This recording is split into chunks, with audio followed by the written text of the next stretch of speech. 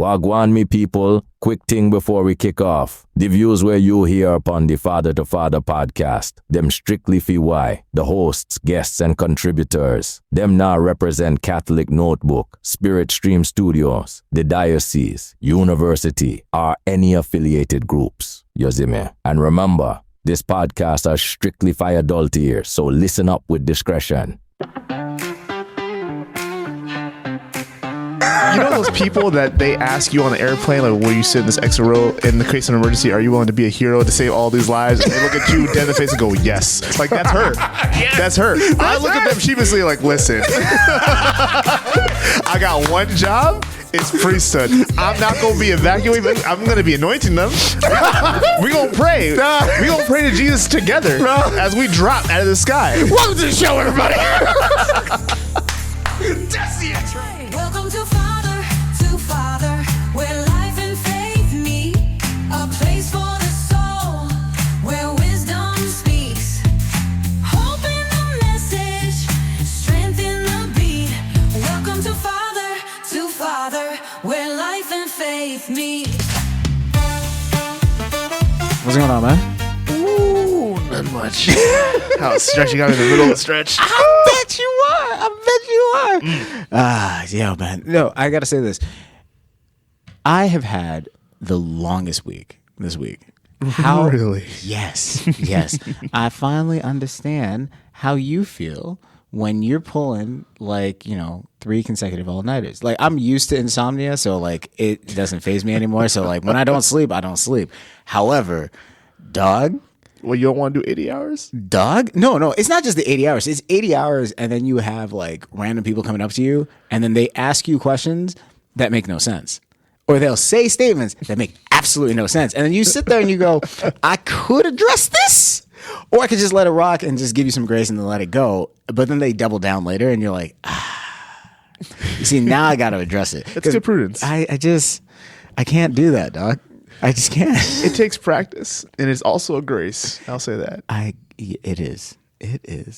Well, you know what? Welcome to the Father podcast.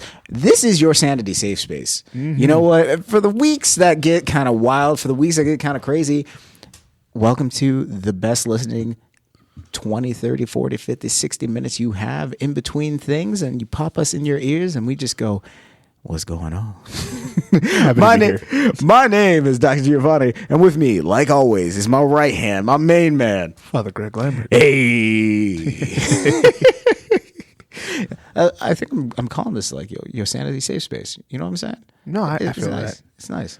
It's nice after a long week to know that recording comes up. Yeah. And I don't really got to worry nothing. Oh, yeah. It's all simple. You just walk in, everything's cool. Got a bottle of water. I'm going to get some Chinese food after this. Catholic Notebook research team did their 1-2 thing. Yes. Which, by the way, sir, when I say 1-2 thing, they did their 1-2 thing. Hear me out this week? I don't know. I haven't read them. I never read them. I just read the title. I was like, But you know what? Before we get too far into it, if you want to support us, go to catholicnotebook.org/F2F. And that will let Spirit Stream Studios know that you like us, you love us, you want us to succeed. Because you know what? You can't spell success without humility. And that's what we show you each and every week. We come through sounding crispy, is all the humility in the world. And also, on your listening device, go to the section, click review, type in Father to Father is amazing. Then 5 stars. And then click save. And that's it. That's all I ask. I mean, it's really not that hard. And then for those of you that really say, like, yo, we support you 100%, go to catholicnotebook.org/F2F. And then there's a little section on there. I saw it today. There's a little section on there that says support. Click on that section that says support. And then you put a little bit of change in that jar. Make that change go. Shameless. By the way, minimum is $10. People thinking, oh, I'll just, donate. No. This ain't church. You ain't putting $1 in there. Minimum is $10. You got to keep the lights on, dog. $7.95, $9.95. But thank you to Catholic Notebook and Spirit Stream Studios for allowing us to continue to do what we do best. You ready to get started, man? Always. All right, let's do it. Yo, Father Greg, Dr. G, what's good? I know it sounds clear, I know it's misunderstood. The story's wild, yes, out there, no doubt. You ready for some hear me outs? Don't know anymore, Doc. Oh, my life is a lie. It's Hear Me Out. It's your favorite time of the show. The whole show is your favorite, but you know, this is a time where everybody's just like, hey, yo, what was going on over there? It is our most popular segment. It is our most popular segment. Ready? So, hear me out. 5 stars. You did nothing wrong. 1 star. Father Greg got confession on Thursdays. Mm-hmm. Yeah. And if your place has confession on Thursdays, let us know. CatholicNoble.org/father. CatholicNoble.org/F2F. And tell us who has confession on Thursdays. I talked to the research team, and they told me the next time they send us emails and let us know who's whoever, they're going to give us a stat line of like all the churches with confessions on Thursdays. So we're going to start with a base of like, here's all the confessions on Thursdays, and I'm going to pump that out on social media. Be like, go tell your priest to join the Confessions on Thursday team. There's going to be a priest who's going to send me an angry email talking about like, hey, since because you guys have confessions on Thursdays, all my parishioners told me I need to have confessions on Thursdays, and now I can't do my Sunday golf. I'm like, what? That doesn't make any sense. This is confession on Thursdays. Just go golfing. What is? No, because if I do confession on Thursdays, then I will be out of whack for Friday, and then Saturday my tea time's already messed up. Exactly. Because I'm in a weird mood. Because I'm harrying everybody's sins with me. Because my day off is Friday, so I really leave Thursday night, and then I don't get back till like Saturday 4 p.m. And so it's messing up my whole time of having my day off. I'm like, that's 3 days, sir. That's 3 days, sir.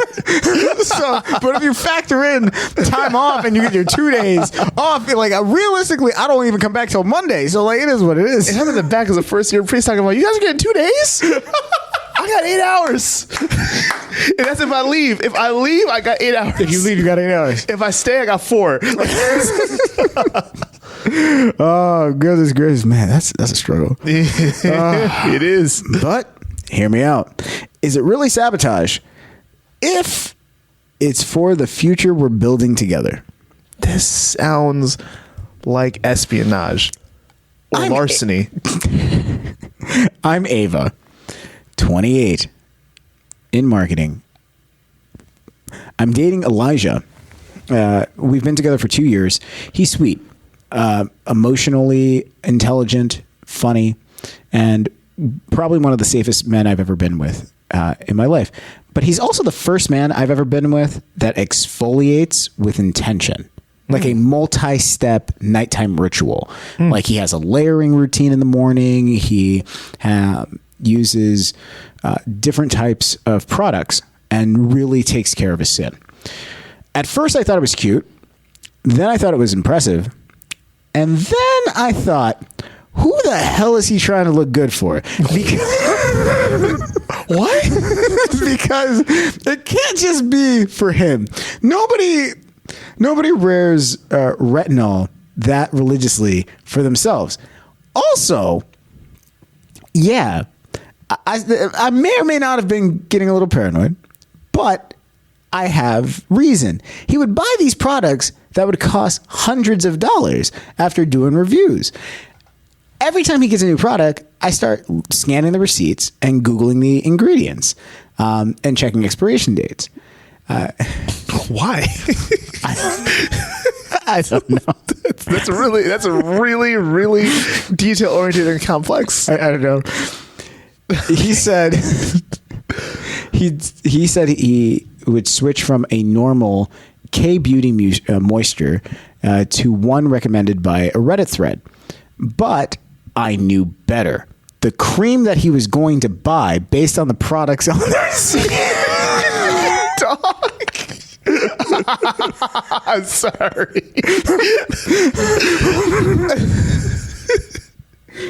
Was $110. And no man spends $110 on his face unless someone else is kissing it saying, you deserve better. I got lots of thoughts. But I'm gonna let you finish. I made a decision. I swapped it. Same container, but I filled it with this cheaper dupe I found online. I knew it would clog his pores just enough that it would dull his perfect glow. Not enough to break out, but just enough to take the sparkle out of his skin. He'd notice, he'd say, something felt off. I'd gaslight him and say, maybe your skin is adjusting to the weather. And then there was the olive oil. See, Elijah is very fit. Oh, I know. I can understand now why she was looking at the products, so she can see if she can buy duplicates. Okay, this makes sense. Never mind. Then she was looking at. She's like, then there was the olive oil. Elijah's very fit. He's a runner, naturally lean, and recently he started talking about getting leaner, more defined, training for something. Except it wasn't a race. It was priesthood. What? Hold on. He went Hold on. He went to. What's the olive oil? I'm sorry. I was like, he went to a retreat with guys and came back all. I think I need to discern more seriously. No, you don't. You need to discern how you're going to propose to me before I'm 30. Ooh. We already picked out names for our kids. Ooh. Jonah, Hannah, and Jeremiah. Ooh. We said we were dating for marriage. I've been tracking ovulation for fun. And she puts that in quotation marks. I've shown you engagement ring photos, and you didn't run.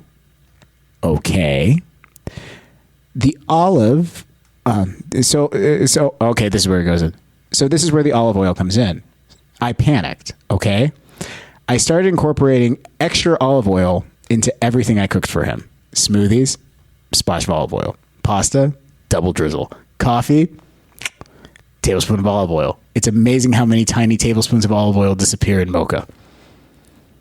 I'm not trying to ruin him. I'm just trying to slow the roll. Priesthood. Babe, really? Now? You can't say you love me and also thinking about going celibate with God. Why? Pick a future. Bruh. Pick our kids. That don't exist. Anyway, it's working slowly. He's softer now. He's sleepier. He complains his jeans feel tighter. The other day, I kissed him on the cheek and said, "You're perfect." She fattened him up like Animal Planet, dog. He hasn't mentioned seminary in a week. And I know what you're thinking, Father Greg. Bruh. But he started with the marital vocation, not the priesthood vocation, so I have license. But didn't commit to either one. He was just thinking about it. So hear me out. Is it really sabotage? If I'm just protecting his future that he promised me? If this isn't sabotage, then neither is putting NyQuil in someone's cocoa. I'm just hoping you go to sleep, right? Sorry, well, if you requested it, okay, don't do that. Okay? Don't do that. Also, don't be putting olive oil in people's food.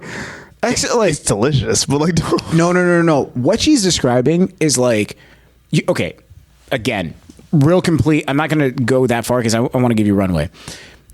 The amount of olive oil that you're supposed to be taking is like 2 tablespoons of olive oil, which is not that much. She's talking about adding multiple tablespoons of olive oil into your food, meaning that you're going to be gaining anywhere from like 3 to 8 pounds extra, and you don't know where it's coming from because olive oil has like a nutty taste, but you can get neutral tasting olive oil. And so like all of a sudden now I've gained 10 pounds, but I don't know where it's coming from. And I'm looking at my meals and I'm like, my meals are pretty clean. So what the hell's going on? People don't realize that. And that's why, like, with a lot of cooking, they tell you, like, hey, if you're trying to lose weight, use olive oil sparingly or use a neutral cooking oil like canola or coconut oil, because coconut oil doesn't add any fat to you.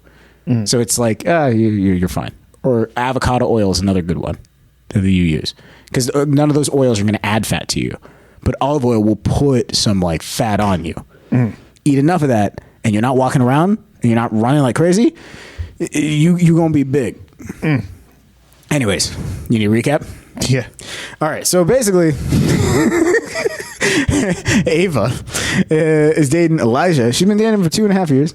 Elijah was like, yo, listen, like, you know, I like you, but like, I got a skin thing. So like he has a skin routine, and she's looking at it, and she's been reading all his like skin product stuff and da-da-da-da. And he's like, why are you spending $110? Ain't nobody spending, no man is going to spend $110 on skin products unless there's another person kissing that skin talking about, you deserve better. And so she said she admits like she may have gotten a little paranoid, and then she started swapping some things out. He's like, he was reading some forum on Reddit and was just like, yeah, I was reading this Reddit thread. They said this is a really good product, and then she's like, I can duplicate this.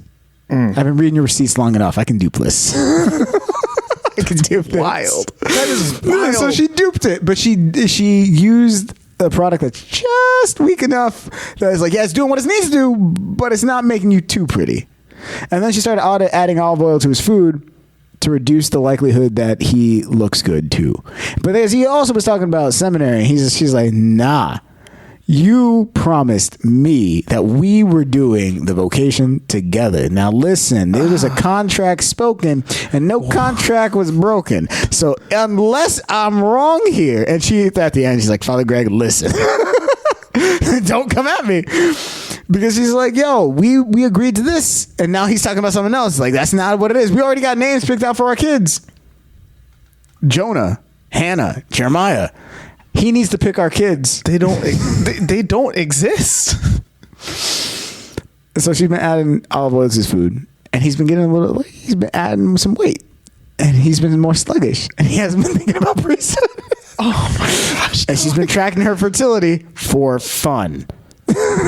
She wanted to put it in quotation marks and italics, for fun.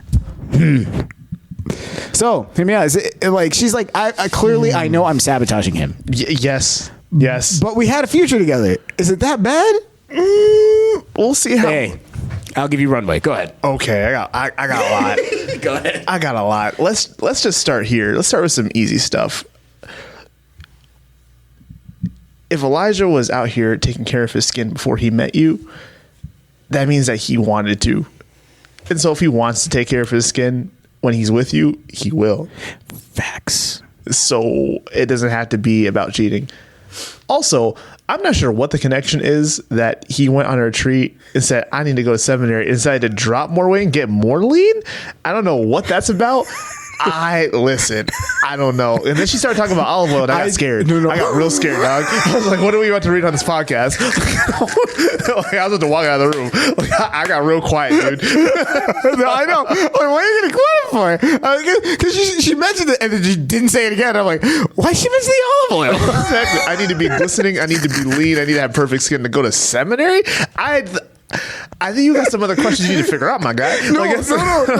Like, can I answer the thing? Because I really think, because I in Florida we had a couple guys like this who were like, no, because they were like, seminary is going to cut you out from the world, and they were just like, it's going to be a lot of stress on my body, and I know I'm not going to be able to like do as much as I normally do. Because we don't, like, people don't get a lot of information about what seminary life actually is. Oh, no, they don't. And so, like, we had a lot of guys in, like, Palm Beach, that made sure they were ultra lean before coming into seminary, because they saw a lot of guys leave seminary and were pudgy. Yeah. And they were like, I don't want to be like that.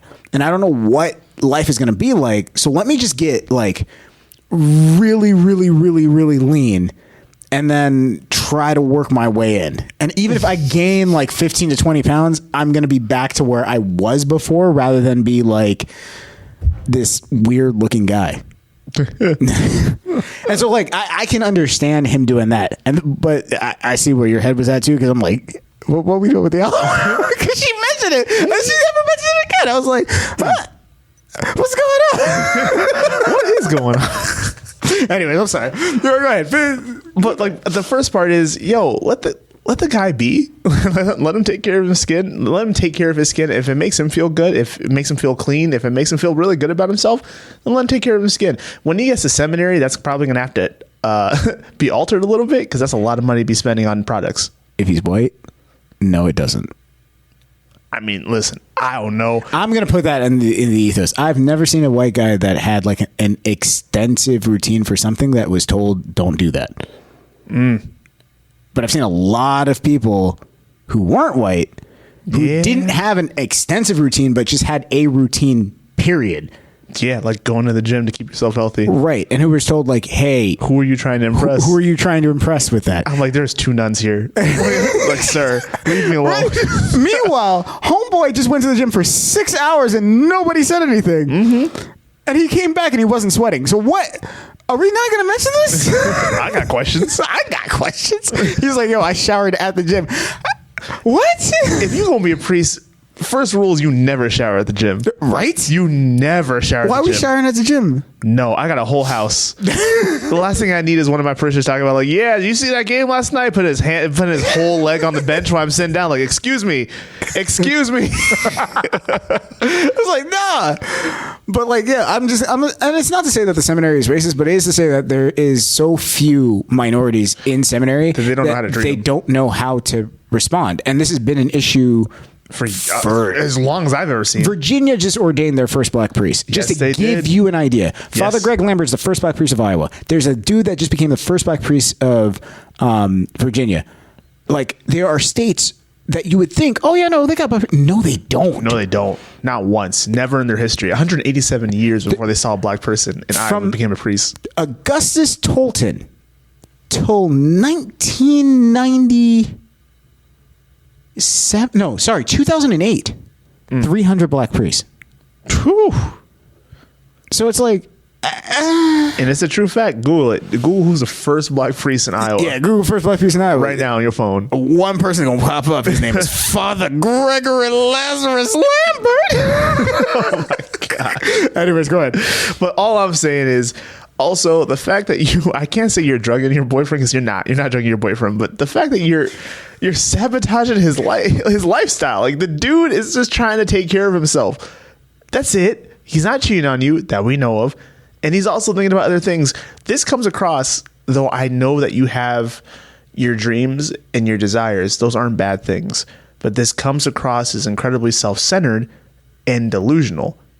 The difference between a dream and a delusion is whether or not you allow other people within your zeitgeist, within your world, to make their own decisions. Because the worst thing that can happen in this situation is not him breaking up with you. The worst thing that can happen in this situation is that he finds out some 3 or 4 years, you guys have two kids in there, or maybe one kid by then. You're living your best life. You're happy. He's probably really happy too. And then this comes out that you did this. Isn't it so crazy that I used to buy olive oil in your stuff? Huh? She says she's probably going to say it in public at a party or something like that. Just real loose is going to go out there and he's going to clock that immediately and go, excuse me? Wait, you were putting olive oil in my food? Yeah, just a little teaspoon here, a little teaspoon there, this, that, and third. Is that why my jeans got tight? Yeah. And why can't it get lean? Yeah. And then I also read all your receipts and also got through all your creams and figured out all the ingredients. And then I decided to get the lesser version of that. And he's looking at you and he's looking at that kid and he's thinking, so you just did this because, you were trying to mess with me? No, I just didn't want you to go to seminary. Wait, that's the reason I was so lethargic and tired, and that was the reason we never really talked about it? I never got those answers. And the worst thing that can possibly happen is that he decides to marry this individual, Right. with those same questions. Right. And he's not going to leave. He can't.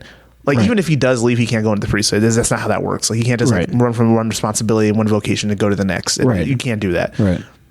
But he sits there when he can't sleep at night next to you and thinks, God, what if you were calling me to something else? I'm still happy. I love my family. I love my wife. I love my kids. I love my life.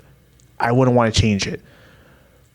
But if I had the opportunity to choose something different, and then it wasn't God who changed life, it was her, not through letting things happen and letting the Holy Spirit encourage what was supposed to be, what was supposed to come into existence. Right. It was her. That's a different type of hurt. Because you really don't know what God's will is. Like, if it's his will that this man become a priest, and though she is heartbroken, and it sounds like she's going to be heartbroken, but she finds who she's supposed to be with, then things work out exactly the way they're supposed to. Yeah. Can I give you a scenario? Mm-hmm.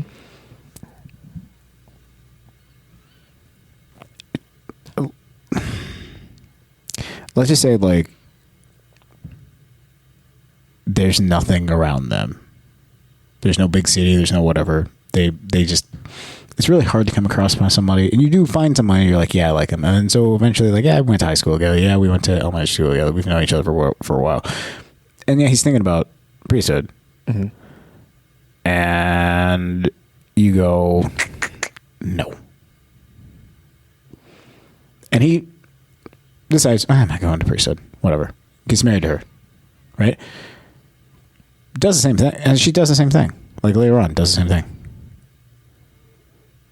Like, is it any different? Because I feel like this is a lot of marriages, dog. Where like, one way or the other, like men or women, where like you, and I've seen this too many times, where couples get together and you'll have the wife be worried that the husband's going to leave because she felt like she reached for him. Mm-hmm. And so she does things to kind of make him unattractive to other people. So it's like, this is my territory. Fundamentally, her vision of unattractiveness for her spouse is still relatively attractive to her. Yeah. And she's like, this is great.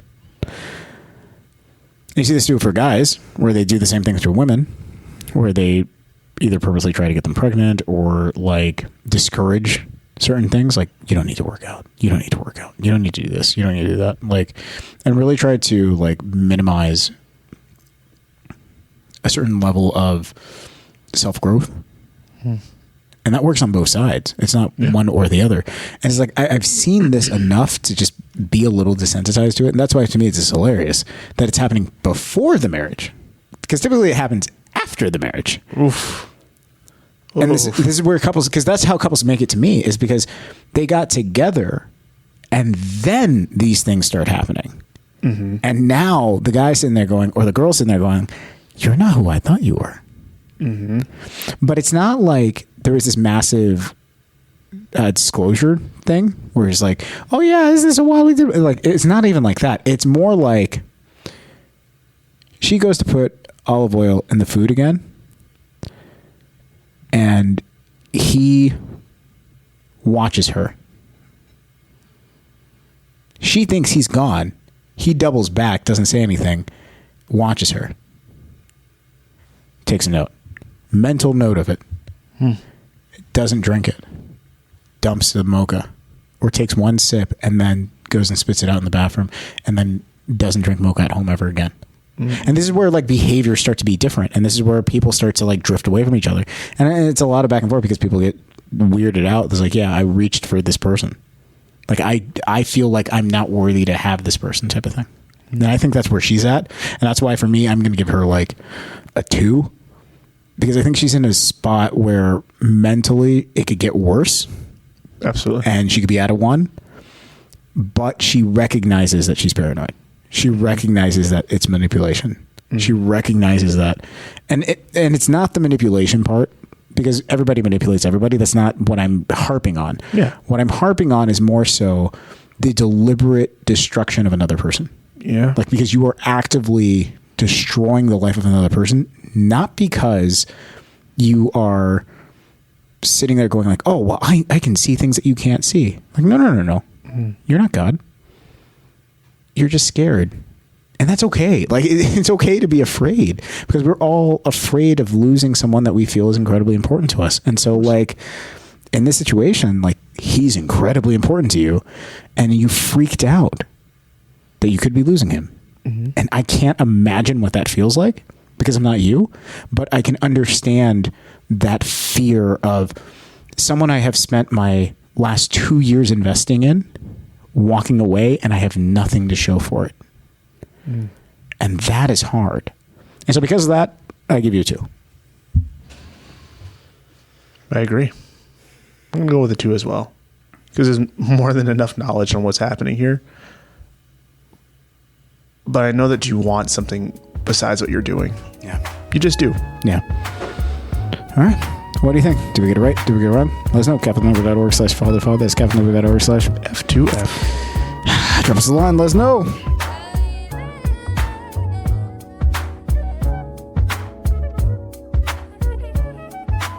Yo, Father Greg, Dr. G, what's good? I know it sounds clear, I know it's misunderstood.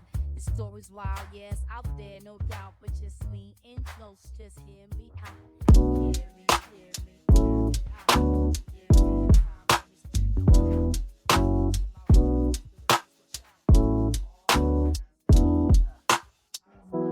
Back when I needed a man, all I got handed was traps. Said boy go be great, but gave me no pass, so I bled from the faith I ain't know I still had. Good advice don't come cheap, real ones ran wisdom don't tweet. Now I walk through the dark trying not to repeat the same fake love that they handed to me. They come to me now like I know the route. Big bro, what's the play? Can you help me out? And I try not to laugh, but I see myself back when I was broke, begging somebody else. Ain't no manual for this, just pressure and heat. You get burnt by the ones that you thought brought peace. Told my little man don't believe. Father Advice is back. Hey, finally. Hey. It So we come to your papa. Come to your papas.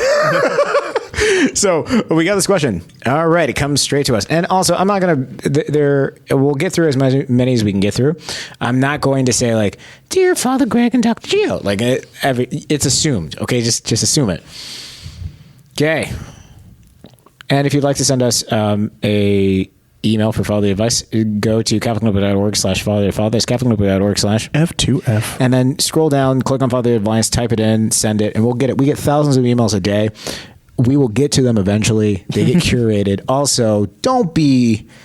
You know who you are. You know who you are. If you're going to sit there and be like, I'm going to write 3.5 novels and expect them to read that on air, like, no, that's not going to happen. But if you do have a question, we'll see it eventually, and it'll make it through our screeners and all that stuff. All right? So let's hop to it. Okay. I cheated on my husband 4 times last year, and I feel terrible. But... also more beautiful than I've ever felt in my entire life. I'm 36, married 10 years, a mom of 2. I started going to Pilates and got energy back post-pandemic.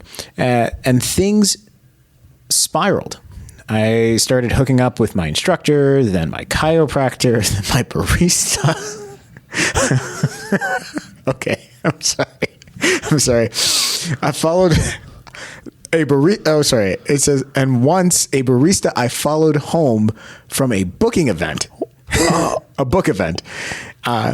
It was like my body woke up. My confidence shot up. I lost weight. I started wearing mascara again, even started a business. But the guilt is wrecking me. I look at my husband and I want to tell him, but also I don't. He's been happier lately, weirdly enough. How do I improve my life if being bad is the first time I felt good? I got so many thoughts, but go ahead. No, we all do. Go ahead. We all do. Go ahead. Well, I would say congratulations on being healthy. Yeah. Hey, good. Yeah, we'll put the good. And getting caught up on your confidence. Yeah. Also great. We Yeah. want that. Yeah. Now, the fact that You following home baristas after a book event. yeah, don't do that. Like anyone who's listening, don't do that. No amount of confidence. Yo, what kind of game does a barista have? Yo, hey, yo, I make lattes.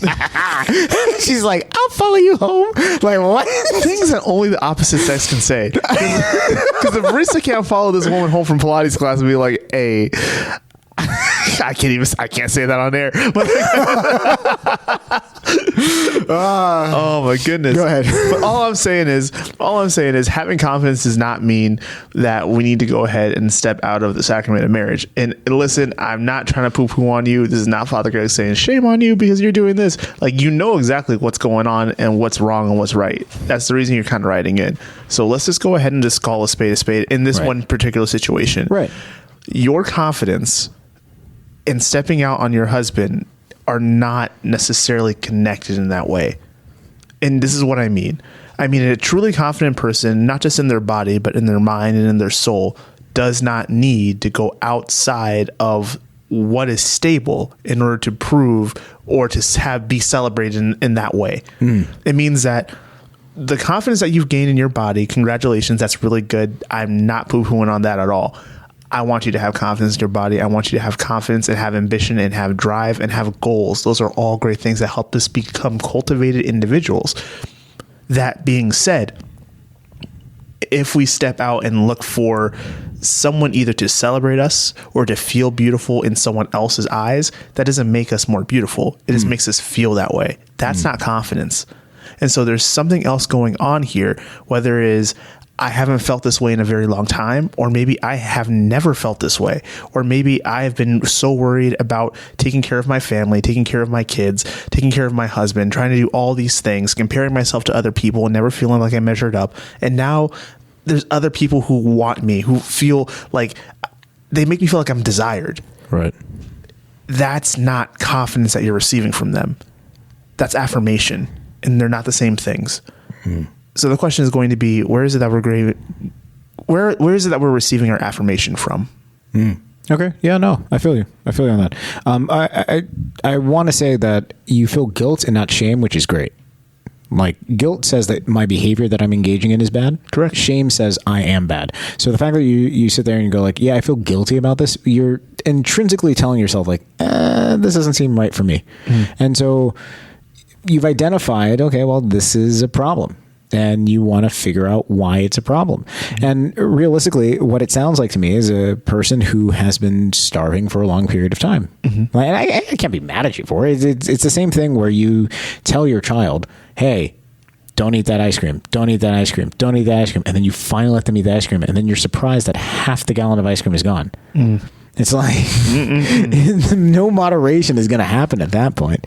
And, and I chuckled a little bit because, like, you start off, you're like, yeah, I started hooking with my instructor, my chiropractor, and then the barista. The barista was just gratuitous. That was straight gratuitous. It didn't need to happen. It didn't need to happen.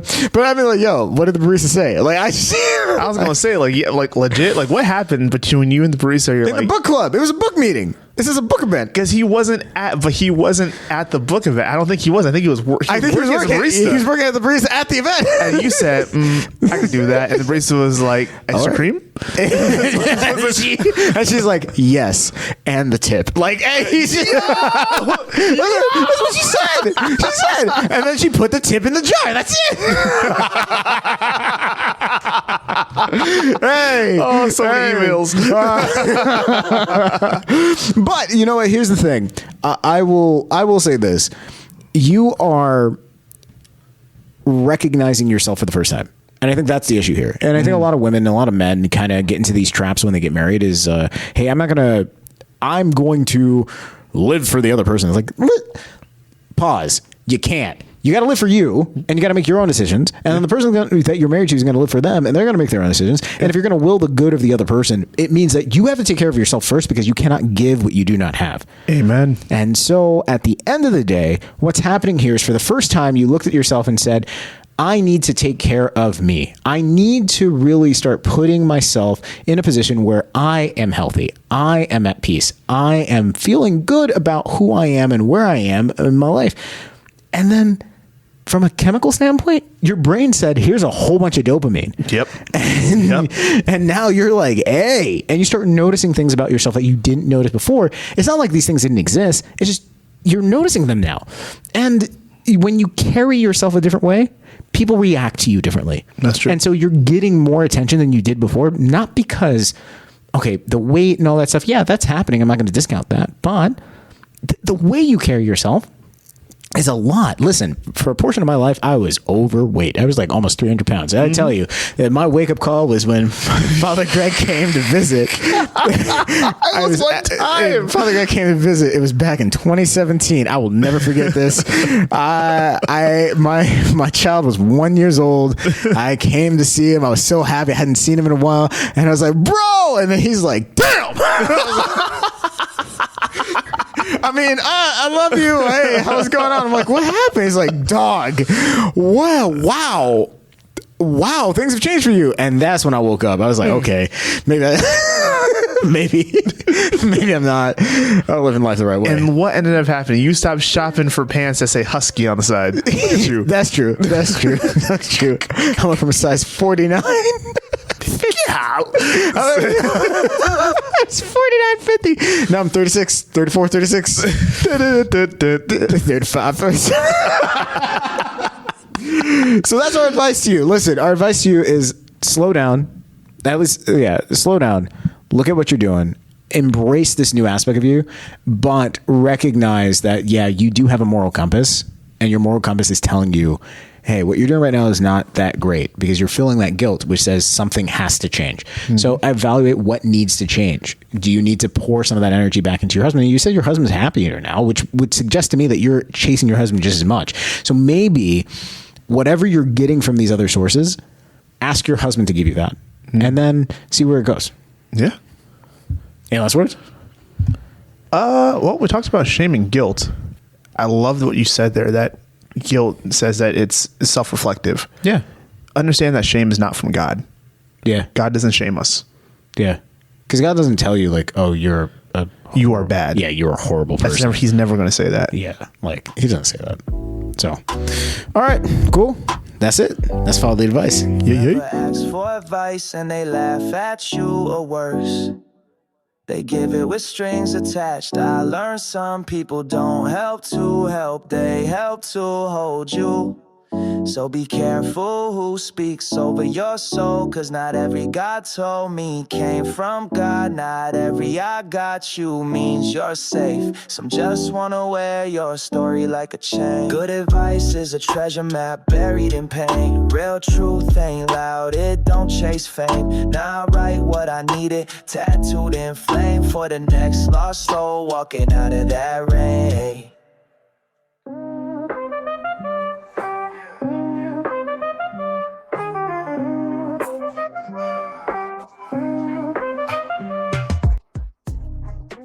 Ready for How Bad Is It? Sure. Alrighty, let's get it. So Kevin over Recent Stream, they did the 1-2 things. They asked people, like, yo, let us know situations. And they started to get the question because people wanted to know, like, hey, Father Greg, Dr. G, is this situation not bad? Like, how bad is this situation? Am I tripping? I guess. All right. So here's one we start with. He was hot, tall, worked in finance, smelled like sandalwood, and reckless decisions. Sounds like a book. Okay. We went to a wine bar. Things were going well until he mentioned that. Until I mentioned I started therapy again. He suddenly immediately launched into a monologue on how therapy is just structured complaining and emotional outsourcing for weak people. Then for the next hour, Someone got punched in the chest as a kid. for the next hour, telling me how his ex used emotional manipulation, how his mom was a controlling narcissist. And when I gently say, have you ever considered seeing someone to talk about all of this? He said, nah, I just lift weights and drink whiskey. Works better. Then he burped. Oh, should I call him again? How bad is this? It's pretty bad. You shouldn't even go next to him again. And not because like he has different opinions about therapy. Because I'm under the opinion that therapy isn't for everybody. Like people go like, oh yeah, therapy. No, stop it. Not everybody needs therapy because not everybody's ready for therapy. Yeah. Like you have a lot of work to do before you get up to therapy, which involves you establishing, do you have food, shelter, and clothes? Like, do you have your basic needs met? Then on top of that, do you even know who you belong to? Like, have you established love? Have you established belonging? Have you established a sense of like what it means to belong to a group and what your role is in that group? And then as you're moving along that, have you established, purpose and interaction and like your idea of something greater than yourself? So like God, effectively. Mm-hmm. And then once you've done those groundworks, then it's like, okay, now cool. Now let's go through therapy. That's called the self-awareness. And so like a lot of people don't actually get to self-awareness and then they start therapy. And then in therapy, I'm sitting there going like, okay, so you have to define what love is to you. Well, it's love. I'm like, yeah, but what is that? Mm-hmm. And they're like, you don't know what love is? I'm like, I know what it means, but for you, it can mean something fundamentally different than for someone else. And that is such groundwork that a therapist beats their head against the wall every day because that's what a majority of people are doing. Like for my dad, hardcore sailor, Yeah. hardcore dude, Yeah. loud, cigar smoking, shirt off for no reason. We indoors. Like what? Like that was my dad, dog. Yeah. Love for him wasn't nice cards and trinkets and hugs and kisses. Yeah. It was my dad making barbecue and you ate it. Yeah. That says, I love you, you love me back. Yeah. Kudos if you said like, damn, Dad, that was good. These hit. Yeah. He's just like, oh, yeah. And everybody felt good. Everybody felt good. Yeah. No, so like different people feel love differently. And it's one of those things where like, you know, clearly this dude needs to talk to somebody. Yeah. He has a lot of unresolved stuff. Oh my gosh. Yeah. He's stuffing down a lot of his emotions, and that's going to come out sideways in some way because it just does. We're not meant to hold it all in. Yeah. And I'm sick and tired of people going like, oh, I lift weights. I'm like, dog, So do I. Lifting weights don't do anything.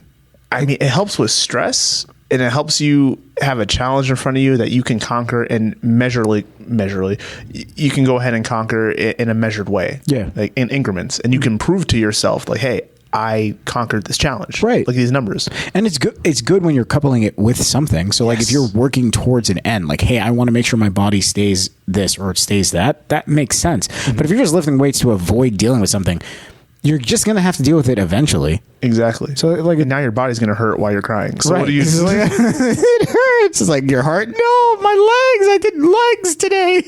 Like, and my heart. So you think it's real bad or like what? I wouldn't say it's real bad, but it's still bad. Yeah, I think it's really bad. Like, yeah. All right, next scenario.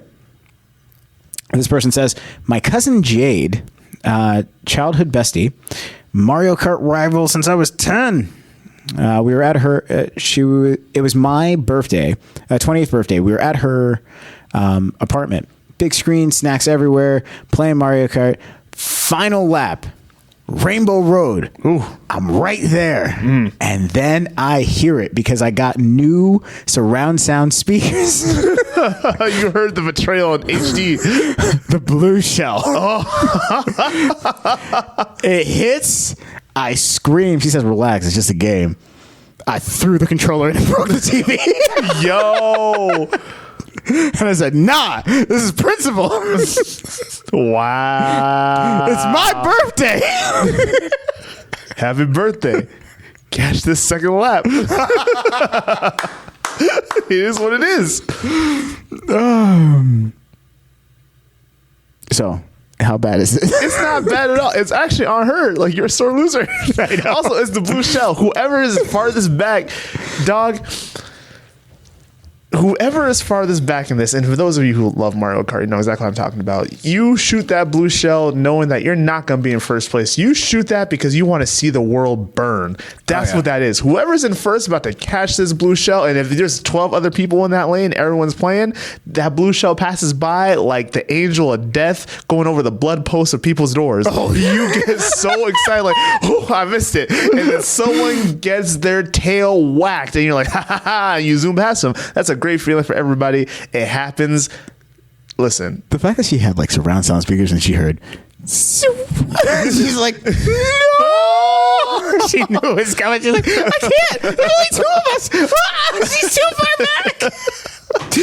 you can do the run from it. Because I've seen it before, and this is one of those things where like we were playing. There was like 8 of us, and homeboy had Luigi, and he was up front. Blue shell got sent. I was like, oh shoot. And I'm thinking, is it whatever.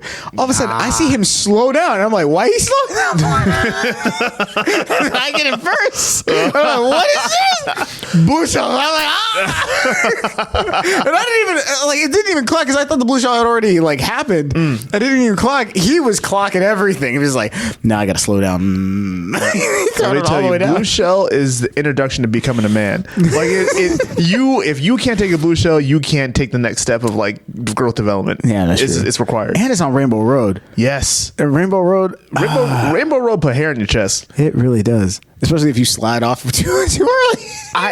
Every one of my friends shed tears over Rainbow Road at some point in their lives. Yeah, man. That's rough. Yeah, it's not bad. It's not bad. You need to get your anger under control. But like Yeah. Oh, goodness gracious. All right, last one. We were walking to dinner when a car backfired nearby. He yelled. Did he flop his hands while he was running? No.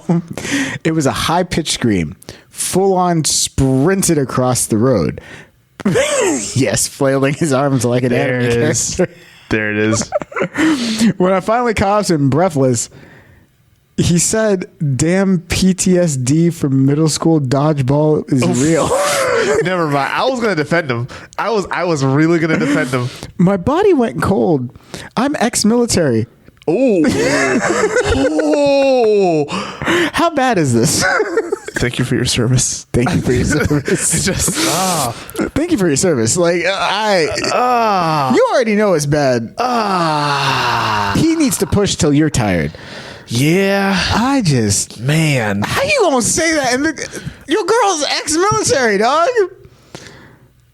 Yeah, I can't. You can't justify this. No, not at all. I can't even defend him. Not even a little. No, I can't. The fact that he heard a thing and she sprinted out after like like military style, like what's wrong? That's probably how Like a she did it. concerned citizen that's going to do something about it. Yes, she should probably pull out her 9. Just like, what did you hear? You know those people that they ask you on the airplane, like, will you sit in this extra row in the case of an emergency? Are you willing to be a hero to save all these lives? And they look at you dead in the face and go, yes. Like, that's her. That's her. I look at them sheepishly like, listen, I got one job. It's priesthood. I'm not going to be evacuating. I'm going to be anointing them. We're going to pray. We're going to pray to Jesus together as we drop out of the sky. Welcome to the show, everybody. That's the intro. That's the intro. Oh shoot, dude! No, because you. There are people who swear on their life. Yeah, I could do it. There was one time I was going to visit mom down in South Florida. Right. I got on the plane. I got on the connecting flight from North Carolina down to South Florida. The dude that was sitting in the emergency thing took up all 3 spots. Ooh. All 3 spots. Oof. I'm not throwing shade at anybody. I'm just letting you know how it was. And the lady looked at him and then shook her head and looked at him again and then shook her head. And then she said, "Are you?" And before she didn't even finish, she's like, "Yes, I will defend everybody." And I'm like, and I had to pause because the only thing going in my head was like, "Numa, numa, yeah." Numa, numa, numa, yeah. Can you even sing that? Yeah, we can. Okay. Yeah, we can. It's public domain. We're good. Goodness. Like, dog, that's the only thing going in my head. Because I'm sitting there going, like, how are you going to defend anybody? Nah. It just... Some people got confidence. Some people do. And I want to bottle that confidence and sell it. I feel like I'd make millions of dollars. Oh, that's the end of the segment, though. That's how you'll be in military. Just like, he's probably just like, It was the middle school dodgeball that got me. I was like, oh, maybe he actually has a real shot. Never mind. She was like, I caught up to me. What's the problem? Who we taking out? Your middle school dodge. Oh, come on. Put my Glock away. Oh, man. So how do you think we did? Did we get it right? Did we get it wrong? Let us know. CaptainNorbert.org/father. That's CaptainNorbert.org/F2F. Let us know. That was good.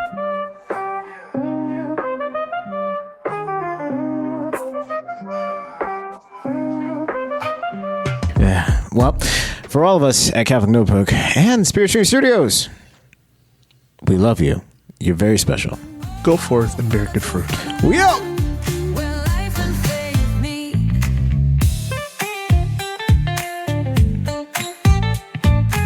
Father to Father is a production of Spirit Stream Studios. All rights reserved.